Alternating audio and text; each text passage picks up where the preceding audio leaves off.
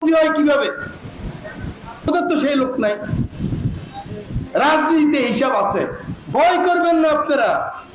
আপনাদের একজন কর্মী এখনো কত ইমোশন। এই যে লোকরা আসছে, কেউ ইফতার খাইতে আসে নাই। জিজ্ঞাসা করেন, পিছনে যান আপনারা, প্রত্যেক লোকের 1 থেকে 150 টাকা খরচ। পরপরা লাগছে না ভাই? ওরা বিএনপিকে ভালোবাসে বলতে আসছে। আর এখন তো বিয়ে শাদী দাওয়াত দিল মানুষ যায় না, যায় নাকি ভাই? এখন তো আগে সেই দিন না যে মানে দাওয়াত না দিল যে বসে থাকবে। ওরা বিএনপিকে ভালোবাসে, ওরা আপনাদেরকে ভালোবাসে, ওরা আশরাফুদ্দিন নিজামকে ভালোবাসে, ওরা জিয়াউর রহমানকে ভালোবাসে, খালেদা জিয়াকে ভালোবাসে, তারেক রহমানকে ভালোবাসে। সেই জন্য জীবনের বাজি রেখেও 17 বছর নির্যাতিত হওয়ার পরও মামলা হামলায়, আমার কমলনগরের ৬,২০০ লোক মামলা হামলায় নির্যাতিত, তারপরও ঘুরে দাঁড়াইছে, তারপরও আমাদের সাথে আছে। এখনো ভোটে দাঁড়াইলে আমরা 80% ভোট পাবো। এর থেকে বড় সাহস, বড় স্বপ্ন জনগণ আমাদেরকে আর কি দিবে? একজন রাজনৈতিক নেতার স্বপ্ন থাকতে হয়। শুনেন, সব বিজনেস, সব চাকরিতে রিটায়ারমেন্ট আছে।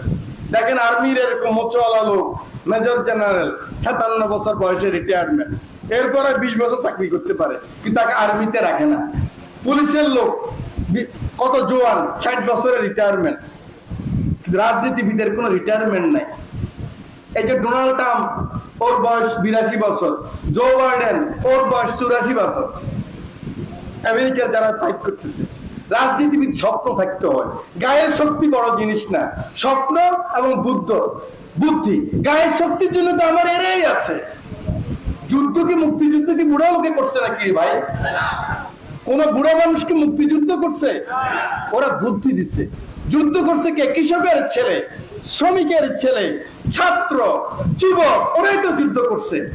আমরা আরেকটা যুদ্ধ করতে হবে, কারণ সেই 71-এর যুদ্ধ করে আমার মাকে কথা দিয়েছিলাম, মা আমি যুদ্ধে যাচ্ছি, আমি হয়তো ফিরে আসবো না, কিন্তু আমার বন্ধুরা পতাকা নিয়ে আসবে। আমার বন্ধুরা 16 ডিসেম্বর পতাকা নিয়ে এসেছিল। আমার বন্ধুরা 16 ডিসেম্বর কথা রেখেছিল। মার কাছে এসে বলেছিল, মা তোমার ছেলেকে আনতে পারি নাই, তার রক্ত ভেজা শার্ট নিয়ে এসেছি। মা জড়াই ধরছে, তুমি আমার ছেলে। সেই স্বাধীনতা এই আওয়ামী লীগ আমাদের থেকে নিয়ে গেছে। সেই ভোটের অধিকার আওয়ামী লীগ আমাদের থেকে নিয়ে গেছে।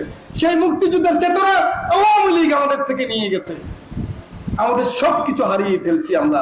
আমাদের স্বাধীনতা হারিয়েছি, মুক্তিযুদ্ধের চেতনা হারিয়েছি, বাংলাদেশি জাতীয়তাবাদ হারিয়েছি, বাঙালি জাতীয়তাবাদ হারিয়েছি, আমরা শেখ মুজিবকে হারিয়েছি, আমরা জিয়াউর রহমানকে হারিয়েছি। সবকিছুর মূল কিন্তু আওয়ামী লীগ। সেই জন্য আজকে যারা তরুণ প্রজন্ম, হয়তো এখানে যারা আছেন তারা যুদ্ধ করতে পারবেন না। আমি সবসময় বলি, আমি 7 তারিখের পর প্রত্যেকদিন ঢাকাতে বলি, আমার বন্ধুদেরকে বলি, ভাই আমরা আর এমপি হতে চাইও না, আমরা আর মন্ত্রী হতে চাইও না। আমি সাবু মিয়াদেরকে বলি, আর মেয়র হতে চাইেন না। হাফিজ সাহেবকে বলি, আর কিছু হতে চাইেন না। এই প্রজন্মের কথা ভাবেন। আমরা এবার কোরবানি দেব। আপনারা 91 সাল দেখেছেন, বিএনপির বিজয় দেখেছেন। আপনারা 2001-এ বিএনপির বিজয় দেখেছেন, কিন্তু যার বয়স 38 বছর, সেই ছেলে কিন্তু বিএনপির বিজয় দেখে নাই।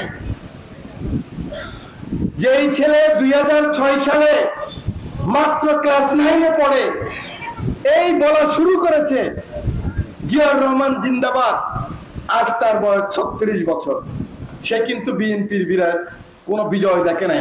শুধু পরাজয় আর পরাজয়, নির্যাতন আর নির্যাতন, অসুস্থতা, স্বৈরশাসন দেখেছে। অতএব আমাদের দায়িত্ব এখন এই প্রজন্মকে তার ফ্রিডম অফ উইল, তার ফ্রিডম অফ স্পিচ, তার rule of law, rule of justice, এগুলি আমাদেরকে ফেরত দিতে হবে।